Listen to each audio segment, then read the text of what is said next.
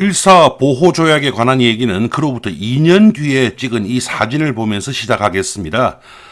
이 사진은 우리나라 사람 대부분이 이미 본 적이 있습니다. 이 사진은 1907년 일본의 침략 행위가 부당함을 세계에 호소하고자 황제 고종의 명을 받고 네덜란드의 헤이그에서 열린 만국 평화회의에 참가하려고 갔던 3명의 밀사들입니다.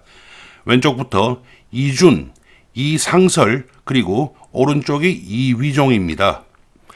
이 중 이준은 네덜란드의 헤이그에서 죽었습니다. 그래서 우리에게는 이준이 가장 많이 알려져 있습니다. 그런데 사진의 모습을 보면 이상설은 중간에 앉아 있고 이준과 이위종은 양옆에 서 있다는 것을 알 수 있습니다. 이 특사단에서 이상설이 정사 그리고 이준과 이위종은 부사였습니다. 하지만 이들이 열광의 무관심과 그리고 냉대 속에서 회의에 참석하지도 못했다는 것 또한 잘 알려져 있습니다. 이상설은 충청도 진천 출생입니다. 1870년에 태어나서 1894년에 과거에 급제해가지고 불과 2년 후인 1896년에 성균관 교수 그리고 법부 협찬을 거쳐가지고 나중에 정이품 의정부 참찬을 지냈던 아주 고위 관료였습니다. 이상설은 1900년에 이미 일본의 수학책이든 근세 산수를 번역하고 또 자신이 편집해가지고 산술신서라고 하는 이름의 책으로 발간하고 또 만국공법에 대해서 폭넓은 지식을 바탕으로 연구를 계속해서 번역서를 펴낸 사람이기도 했습니다. 1905년 을사보호조약 체결 당시에 이상설은 고종 황제에게 상소문을 올렸는데 그 상소문이 지금 왼쪽에 보이는 겁니다.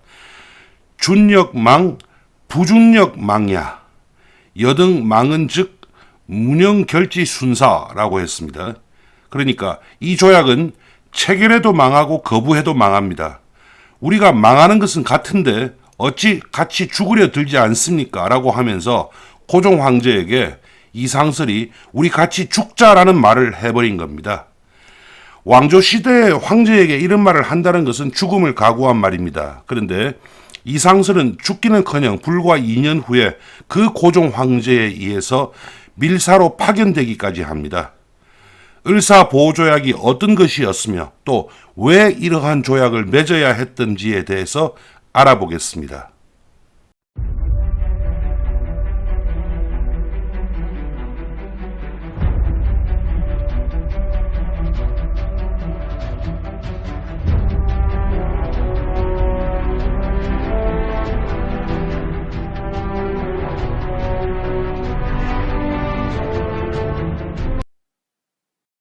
안녕하십니까, 유일입니다.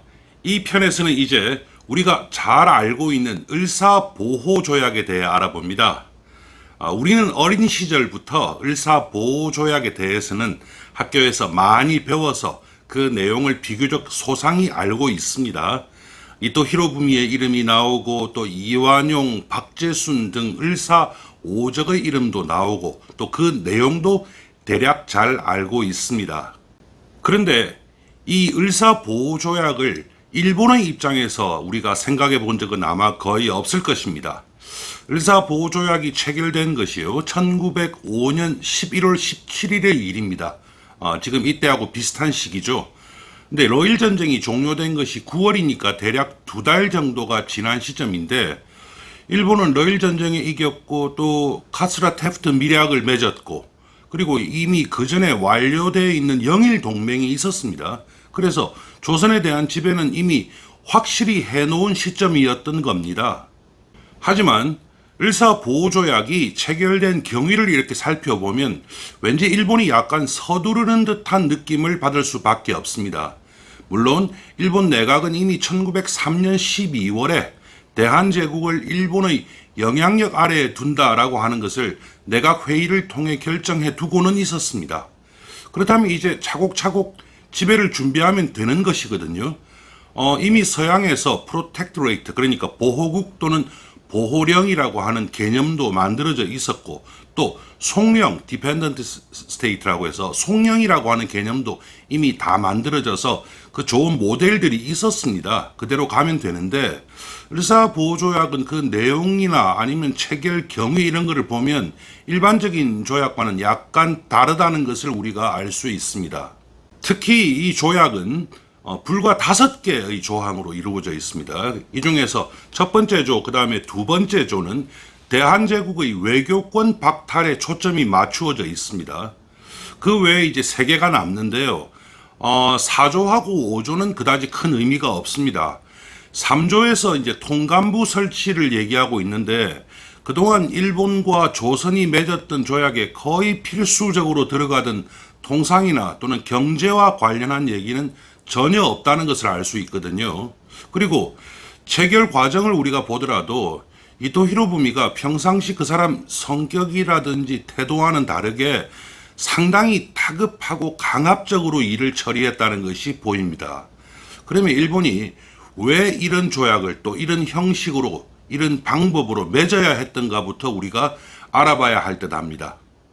먼저 을사조약의 정확한 내용부터 알아봐야겠죠. 을사조약은 우리나라에서는 일반적으로 을사보호조약이라고 부르고, 또 체결 과정의 강압성을 강조하기 위해서 재가를 물리다 또는 억지로 하다 등의 뜻을 가진 늑이라는 한자를 써서 을사늑약이라고 부르기도 합니다. 그런데 일본에서 이 조약을 부르는 정식 명칭은 제2차 일한협약입니다. 러일 전쟁 초기에 체결한 한일 의정서를 1차로 보는 것이고, 이 조약을 2차로 보는 겁니다. 을사조약은 그다지 길지 않습니다. 내용을 한번 보시죠. 지금 1조에서부터 5조까지 나오는데요. 이 조약에서 4조와 5조는 뭐 별다른 내용이 없습니다. 중요한 것은 1조부터 3조까지입니다. 그래서 1조는 일본 동경에 있는 일본 외무성이 앞으로 한국의 외교 관계를 관장한다라는 내용이 있는 것이고, 2조에서는 향후 한국이 일본의 중개를 거치지 않고는 외국과 조약을 맺을 수 없다라는 이야기입니다. 그리고 이미 한국이 다른 나라와 맺은 조약은 그 실행을 일본이 관리한다라는 것이고요. 3조에서는 통감 직제의 신설을 얘기하고 있는데, 그 내용을 보면 통감의 직무는 외교에 관한 사항, 이거 하나로 한정하고 있습니다. 그러니까 이 조약은 철저히 대한제국의 외교권에 집중하고 있는 셈입니다. 일반적으로 어떤 나라가 다른 나라를 합병할 때는 이렇게 외교권보다는 다른 부분, 특히 경제 부분에 먼저 집중하는 것이 보통입니다.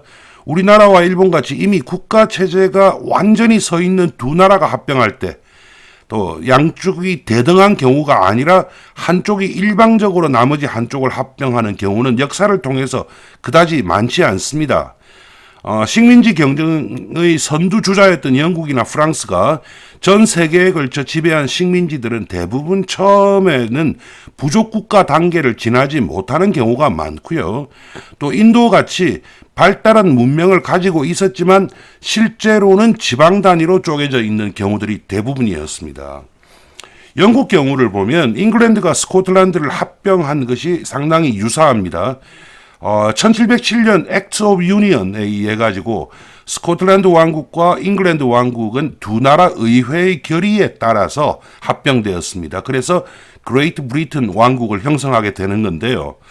근데 사실 이 두 나라는 이미 동군연합, 즉 두 나라가 한 명의 왕에 의해서 통치되는 상황이었습니다. 또 당시 스코틀랜드의 재정 상황이 도저히 더 이상 국가 운영이 불가능한 상황까지 가 있었습니다. 그래서 스코틀랜드가 제발로 잉글랜드의 밑으로 들어간 측면이 아주 강합니다. 물론 스코틀랜드 사람들 만나면 얘기는 조금 다릅니다만은, 참고로 이토 히로부미는 영국에서 공부를 했고, 한국과 일본의 관계에 대해서 이 잉글랜드와 스코틀랜드의 경우를 아주 큰 그 참고 사례로 보고 있었던 것 같습니다. 영국이 실론섬, 그러니까 지금의 스리랑카를 자신의 영토로 합병하는 과정을 이렇게 보면요, 캔디안 컨벤션이라고 하는 조약이 있습니다. 지금 왼쪽에 보이는 사진이 바로 그 조약인데, 보면 각 페이지의 왼쪽 편에는 영어가 나오고 오른쪽 편에는 스리랑카에서 쓰는 언어가 나오고 있죠. 이 내용을 보면 거의 헌법 수준의 상위적인 규정이 있고요. 여기에 실론섬에서 나오는 세금 그리고 각종 생산물에 대해서 영국 국왕이 관리한다라고 하면서 경제적인 부분이 더 강조되고 있습니다. 프랑스가 인도차이나를 식민지하는 과정도 비슷합니다. 프랑스는 우선 지금 베트남 남부 지역을 손아귀에 넣었습니다. 그리고 나서 중국의 중화 조공 체계에 들어가 있는 베트남 북부 왕국을 보호국으로 삼았습니다. 이 과정에서 맺은 조약이 후해 조약, 다른 말로는 아르망 어코드라고 하는데요. 그 내용이 총 27조로 되어 있거든요. 이 내용도 보면 주로 당시 전쟁 상황이었기 때문에 전쟁 상황을 어떻게 정리하고 또 안남 왕국 왕실의 지위를 어떻게 하고 이런 것들이 앞에 나오고 나서 뒤에는 주로 뭐 항구를 개항하고 함선을 운항하고 또 전보라인을 개설하고 등등 경제적인 부분이 그 중심을 차지하고 있는 것입니다. 그런데 을사보호조약은 다시 한번 우리가 그 내용을 보면 이러한 일상적인 식민지화 과정에서 가장 먼저 등장해야 하는 경제적인 부분이 전혀 보이지 않습니다. 그 내용을 다시 한번 우리가 분석을 해 보도록 하죠. 제가 빨간색으로 표시했는데 2조에 나오는 한국 정부와 타국 간의 현존하는 조약의 실행은 일본이 완수한다라는 말이 있죠. 이 말은 바로 일본이 한국을 지배하는 데 대해서 다른 열강들이 가지고 있는 불안감을 해소시키기 위한 겁니다. 그리고 이거를 제외하고는 모두 대한제국의 외교권 박탈에 집중을 하고 있습니다. 그렇다면 우리는 일본이 왜 그렇게까지 대한제국의 외교권을 박탈하는데 관심을 보였던가에 대해서 한번 알아볼 차례가 갔거든요. 모든 역사적 사건은 그전부터 오래 이어온 다른 사건들의 결말입니다. 그런데 어디를 시작점으로 볼 것인가 하는 것은 어차피 힘 있는 자의 결정과 정의에 따르는 것입니다. 일본은 당시 문제 상황의 시작을 고종과 민비 등 조선 왕실의 러시아 접근, 조금 더 구체적으로는 친러파의 등장으로 봤습니다. 그래서 이것 때문에 을미사변이 일어나고 또 우리나라 왕이 러시아 공사관으로 거처를 아예 옮겨버리는 아관파천이 일어나고 그 이후에 러일 전쟁이 또 일어나서 당시 일본 언론의 표현을 그대로 빌린다면 10만 명의 생명을 희생하고 20억 엔의 국고를 들인 그런 사건이 벌어졌던 겁니다.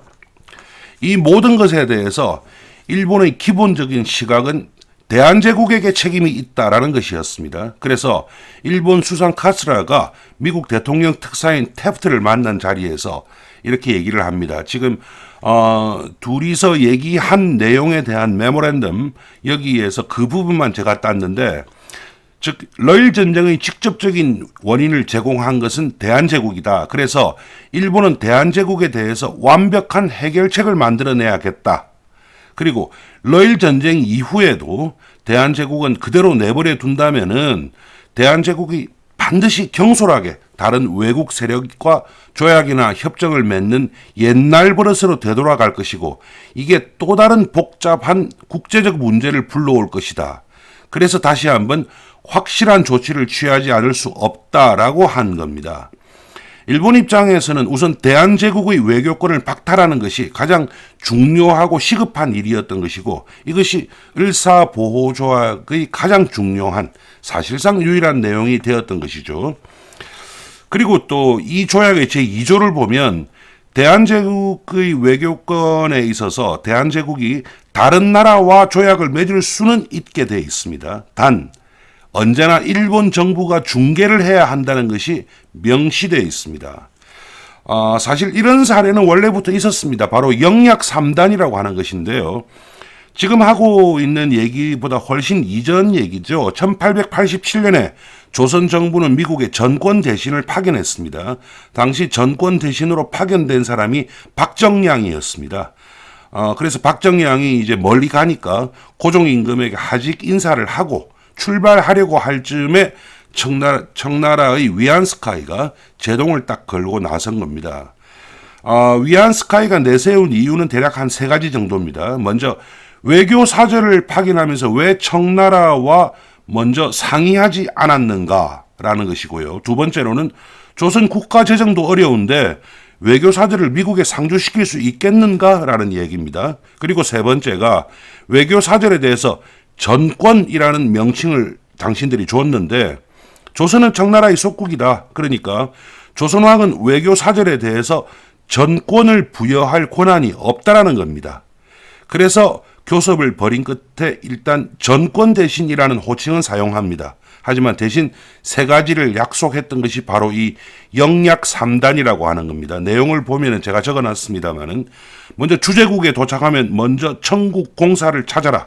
그리고 그 사람하고 같이 그 사람이 안내해서 주재국 외무성에 간다. 즉 청국 공사가 데리고 간다는 얘기죠.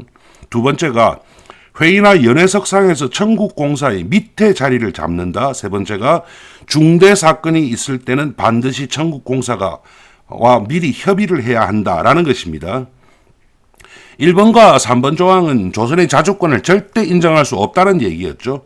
그리고 2번 조항은 이미 1648년에 베스트팔렌 조약에서 맺어진 국제조약의 내용에 이미 어긋나는 것입니다.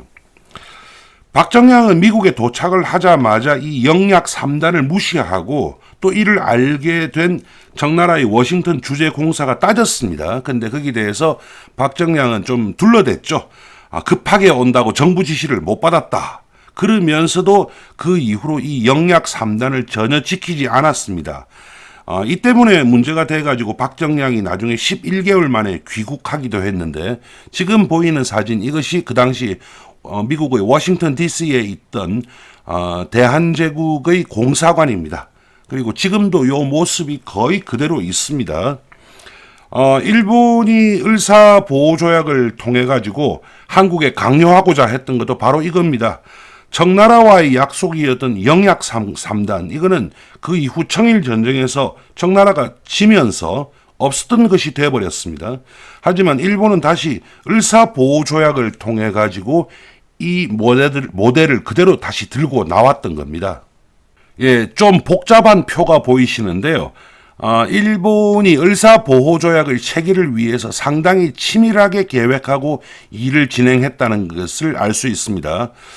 일본이 한국을 지배하겠다는 의사, 최소한 보호국으로라도 만들어야겠다라는 생각을 한 것은 대략 1901년경이었던 것 같습니다. 근데 우선은 을사보호조약이 체결되던 바로 그 해 1905년에 있었던 일련의 일들을 제가 쭉 정리를 해봤습니다. 하나하나 다 읽어드릴 필요는 없을 것 같고 내용에 대해서 궁금하시면 화면을 잠시 멈추시고 보시면 됩니다. 제일 먼저 4월 8일이죠. 일본 내각이 한국 보호권 확립의 건을 결의를 했습니다. 그러면서 모든 것이 시작이 된 것이죠. 그 이후에 이런저런 일들이 있었는데 일본은 가장 먼저 영국 그리고 미국에 대해서 자신들의 계획을 통보하고 이에 대해서 동의를 얻었습니다. 그리고 러시아는 당시 러일 전쟁에 패배해서 포츠머스 조약을 맺으면서 자동적으로 일본의 이런 조치를 승인하는 모습이 되어버렸던 겁니다. 일본 내부 또한 아주 치밀한 준비를 거쳤습니다. 지금 보이는 사진이 당시 일본 본국 정부가 주한 일본 공사관에 보낸 문서의 일부입니다. 그런데 여기에 제목이 일본의 대한 보호권 결행을 위한 준비 요건 훈령입니다. 한 6페이지 정도 되는데요. 제법 상세한 내용이 다 들어가 있습니다. 그런데 당장 대한제국 내의 분위기는 달랐습니다. 당시 대한제국 내에 있었던 일들에 대해서 우리가 알아보면 을사보호조약이 조인된 것이 11월 17일이거든요. 그런데 고종임금이 이미 7월 달에 전 세계에 있는 우리나라 공관에다가 전보를 보내가지고 일본을 아주 비난하는 그런 일이 있었습니다. 그런 것도 있고 또 거기다 뭔가 조직적인 움직임이 있다 하는 것도 일본이 감지하고 있었다는 것이 당시 문서들을 보면 분명히 다 드러나고 있습니다. 네, 어디까지나 저희 시각에 불과합니다만은 당시 일본으로서는 좀 시급한 느낌을 받았던 것으로 보입니다. 그리고 그 중에서 가장 급했던 것이 바로 조선이 더 이상 일본을 제외한 다른 나라와 접촉하는 것을 막아야 했던 겁니다. 실제로 러시아 같은 경우에도 비록 러일 전쟁에서 패배를 했지만 강화 회담장에 나와서 러시아 발틱 함대가 패한 것이지 러시아 제국이 일본 제국에게 패한 것은 아니다 라는 태도를 지켰고, 일본 또한 이에 대해서는 어쩔 도리가 없었습니다. 그러니 일본의 입장에서는 우선 외교권부터 박탈해버리는, 더 정확하게 얘기하면 대한제국이 일본 외의 다른 나라와 소통하는 모든 것들을 무효화시킬 수 있는 근거가 필요했던 것이 아닌가, 이렇게 저는 보고 있는 것입니다. 을사보호조약의 문제점은 당연히 누구나 알고 있었고, 그래서 전에 보지 못했던 수준의 반발이 일어납니다. 그리고 이 조약이 그 이후에 어떻게 되었는지에 대해서도 알아보겠습니다. 일이 생각만큼 쉽게 진행되지 않고 있다는 것을 일본은 알았겠죠. 그래서 새로운 방법을 동원한 것이 11월입니다. 11월 2일에 일본의 메이지 천황이 이토 히로부미를 불러서 한국에 가라라고 명령했습니다. 이렇게 해서 이토 히로부미가 내부에서 몇 차례 회의를 거쳐서 행동 방침을 결정한 다음에 우리나라로 왔습니다. 도착한 것은 11월 9일입니다. 당시 교통수단이나 또 이토 히로부미 평상시 태도를 봤을 때 천황의 명령을 받고 불과 7일 만에, 일주일 만에 서울까지 도착했다라고 하는 것은 상당히 급하게 움직였다는 것을 이제 우리가 알 수 있는 것이죠. 서울에 도착한 이토 히로부미가 먼저 11월 10일에 고종 황제를 아련했습니다. 지금 이 사진은 그 당시가 아니고 그 이후에 이토 히로부미가 통감으로 우리나라에 와가지고 한복까지 입고 이렇게 찍은 사진입니다만은, 아무튼 이때 이토 히로부미가 그 일본 천황이 보낸 친서를 전달했습니다. 근데 그 내용을 보니까 동양의 평화를 위해서 일본 대사의 지휘를 받으라라는 말이 있었습니다. 당시 이토 히로부미에게 부여된 직책이 바로 고종 위문 특파 대사였습니다. 즉 이토 히로부미가 시키는 대로 하라라는 말이 들어가 있었던 것이고, 고종 황제는 그 내용을 거부했습니다. 그 이후에 이토 히로부미는 한 4, 5일 정도 지난 11월 15일에 고종 황제를 다시 아련하면서 자, 이런 협약을 맺읍시다라고 보여줬는데 고종 황제가 거부해버렸습니다. 그러자 이토 히로부미가 아래로부터 뒤집을 생각을 가지고 다음 날인 11월 16일에 자신이 묵고 있는 손탁 호텔, 지금 이 사진이 바로 당시 우리나라 지금의 중구 정동에 있는 손탁 호텔인데요. 11월 16일에 대한제국의 대신과 원로들을 불렀습니다. 그리고 나서 조약 내용을 알려주고 협조를 부탁을 했거든요. 그런데 대신들이 전부 다 거부하고 돌아가 버렸습니다. 같은 시각에 그 일본 공사 하야시 곤스케, 이 사람도 외부 대신 박재순을 불렀습니다. 그래서 조약 체결하자 했지만 박재순 또한 거절했습니다. 그래서 이토 히로부미가 마지막 방법을 동원합니다. 11월 17일 아침에 서울에 주둔하고 있던 일본군을 총동원했습니다. 숫자가 아주 많습니다. 기병이 800명, 포병이 5,000명, 그리고 보병이 무려 2만 명이었습니다. 일본군은 덕수궁 주변을 완전히 포위해버렸습니다. 그리고 나서 오전 11시에 대신들을 불러 모았던 겁니다. 하지만 이때도 대신들은 전반적으로는 거절하는 분위기였습니다. 그래서 일단 대신들을 돌려보내고 나서 이토 히로부미가 오후 2시에 다시 대신들을 덕수궁으로 집합시키고 오후 3시에 다시 고종 황제를 찾아갔지만 고종 황제가 아프다라고 하면서 안 만나줬습니다. 그리고 그 사이에 또 우리나라 대신들끼리 강요 회의를 했어요. 그런데 거기에서도 대신들은 반대자 하나 없이 자, 이 조약 체결은 우리가 거부하자라고 합의를 해버렸습니다. 그랬더니 이토 히로부미가 일본군을 덕수궁 내부로 진입시켜버렸습니다. 외부에 있는 일본군 포병의 포는 또 덕수궁으로 조준하라라고 명령을 했습니다.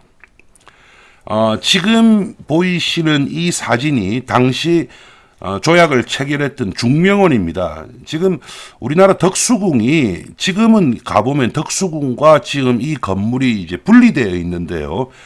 우리나라 궁궐들이 그 모습을 그대로 가진 경우는 지금 많지 않습니다. 그 당시에는 이것이 궁궐에 포함된 개념이었습니다. 그런데 오후 8시에 이토 히로부미가 다시 여기 나타난 겁니다. 밤 8시입니다. 그런데 이번에 이토 히로부미를 수행한 사람은 달랐습니다. 누구냐면 바로 주한 일본군 사령관 하세가와를 데리고 왔던 겁니다. 그러니까 아주 노골적으로 협박을 한 것이죠.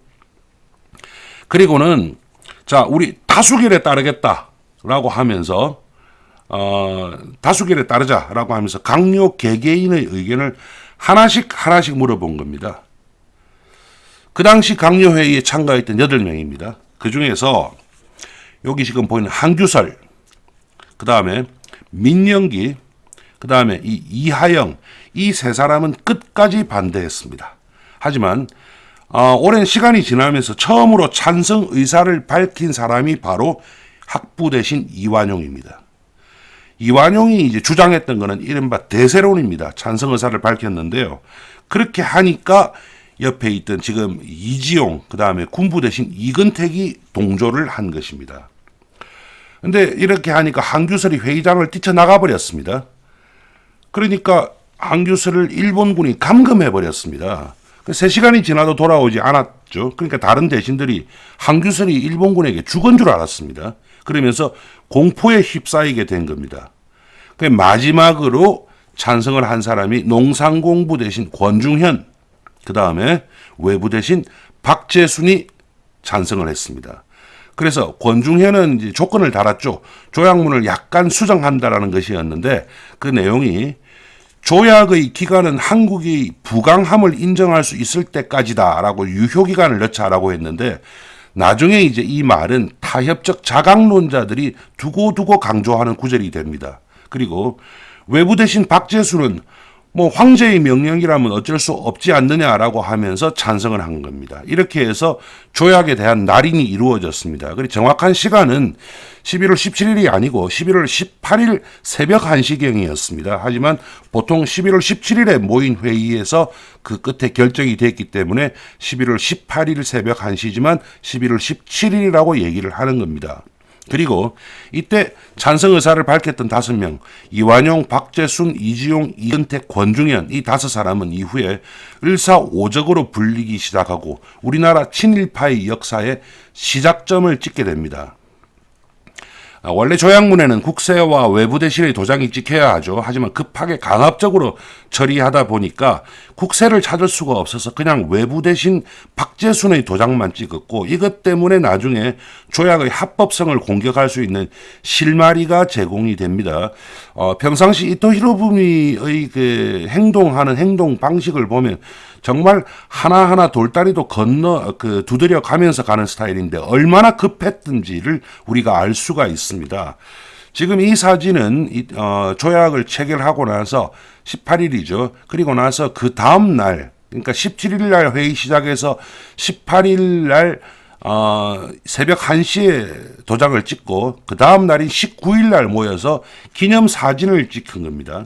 근데 국세가 안 찍혔다라고 하는 것은 고종이 이를 이제 승인하지 않으면 이 조약이 효력을 발휘하기 어렵다는 얘기입니다. 원래는 의회 비준 절차가 있어야 하는 것이 서양의 근대 국제법이죠. 근데 당시 대한제국은 공화국이 아니고 제국이었고 또 세계적으로 의회라고 인정받을 만한 기관이 없었습니다. 그래서 황제가 비준의 절차에 준하는 승인을 해야 했던 겁니다. 이 때문에 제가 티저에서 말씀드린 대로 이상설이 고종 황제에게 상소를 올리면서 이 조약은 맺어도 망하고 거부해도 망한다라고 할 때 준이라는 글자를 쓴 겁니다. 반발은 즉시 터져 나왔습니다. 가장 먼저 나선 것이 유림들이었고 특히 흥선대원군 집권 시기부터 계속해서 저항을 해왔던 최익현이 아주 강력히 투쟁했습니다. 그리고 지금 보이는 사진이 그 당시 주영서리공사 이한응입니다. 이한응은 나름 그 동북아 균형자론을 그 당시에 얘기하던 사람인데 그 당시에 국가 간의 세력 균형에 대해서 지금 왼쪽은 이한응의 사진이고요.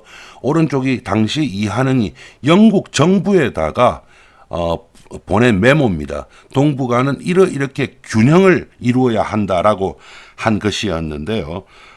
이 사람이 음독 자살을 했습니다. 예, 그리고 우리가 잘 아는 민영환 이 사람도 자결했습니다. 그리고 갑신정변 때 이미 처형된 홍영식의 형 홍만식도 음독으로 자살했고 그리고 전 참판이었던 민종식이 의병을 일으켜가지고 홍주성을 점령하고 열흘이나 버티기도 했고 전국적으로 의병이 일어났습니다.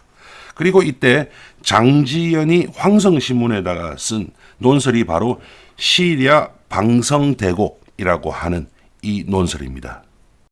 그런데 여기서 우리가 좀 불편하지만 팩트에 대해서는 알아보고 넘어가야 할 문제가 있습니다. 고종황제는 조약을 반대했죠. 또 그 이후에 또 한규설도 반대했습니다. 그러면 한규설과 고종황제가 같은 생각을 하고 있었다는 것이죠. 한규설이 몇 시간 동안 일본 군인에 의해서 감금까지 당했습니다. 그런데 바로 그날 고종황제가 황제의 지척에서 온당치 못한 행동을 했다라는 이유로 한규설을 파면해버렸습니다. 굳이 파면이 아니라도 다른 방법이 있었을 건데 말이죠.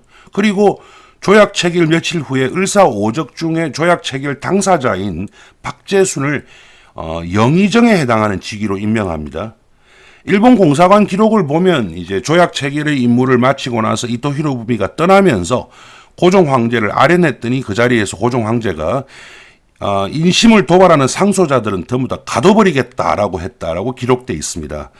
일본 측의 기록이라고는 하지만 왠지 고종 황제가 머릿속에 굳이 이런 생각을 가지고 굳이 이런 말을 해야 했던가에 대해서 좀 의심이 가기 시작하는 대목입니다.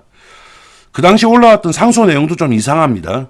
노봉수 전 내부주사였죠. 노봉수가 11월 28일에 상소를 올렸습니다. 그런데 그 내용에 좀 상당히 긴 내용인데요. 그 내용의 안에 보면 메카타 그 사람이 이제 조선의 그 경제권 그리고 재정권을 다 쥔 사람입니다.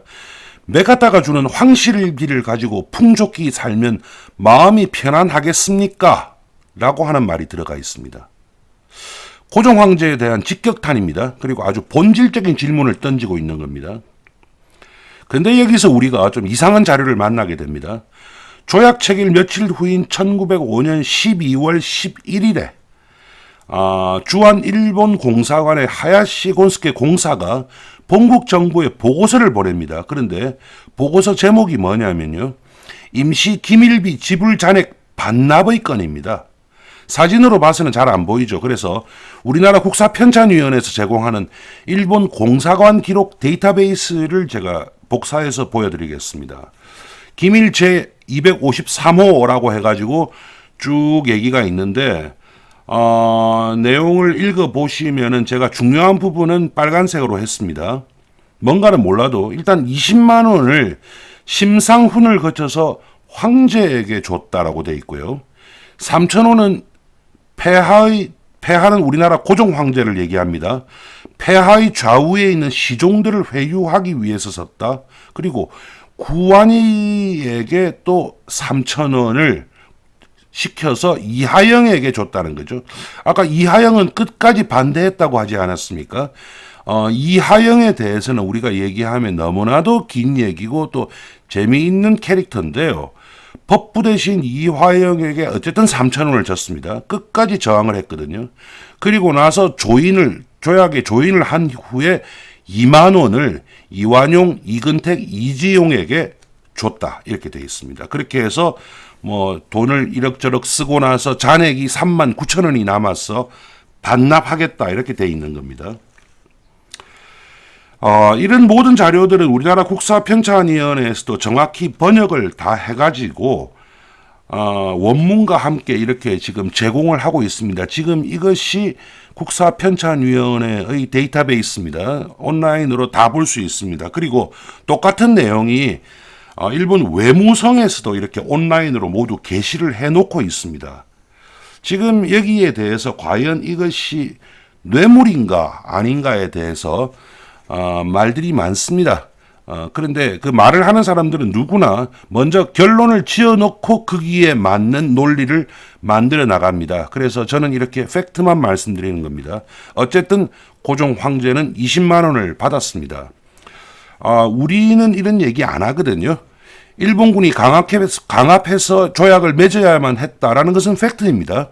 근데 그것에 대해서 얘기는 분명히 하는데 고종 황제가 20만 원이라는 돈을 받았다는 건 얘기 안 합니다.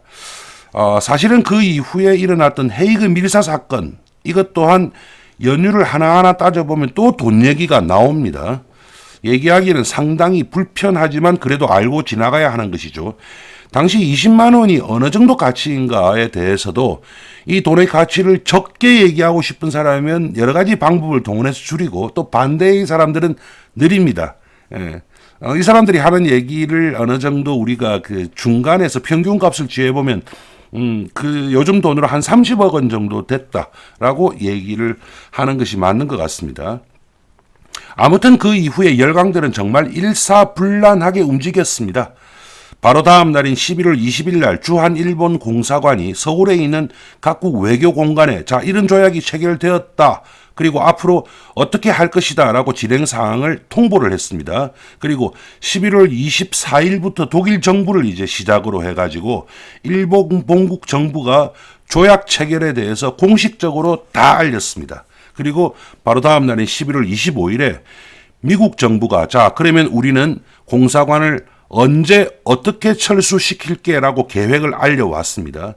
이태리는 11월 29일, 청나라는 12월 2일, 그리고 영국이 12월 5일에 우리는 언제 어떤 방식으로 철수를 할 것이고 어떠한 것이 필요하니까 협조해 달라라고 하는 공문을 서울에 있는 일본 공사관으로 보냈습니다. 이렇게 해서 대한제국이 이제 지켜줄 나라가 아니고 관심을 가져줄 나라마저 없어진 것이고, 우리나라는 실질적인 식민지가 돼버린 겁니다. 이렇게 해서 을사보호조약은 체결되었습니다. 이제 대한제국은 형식만 남아 있으면서 사실상 이제 일본의 식민지가 되어버렸습니다. 그리고 그 이후에 일어난 각종 일들은 그냥 시간 문제에 불과했습니다.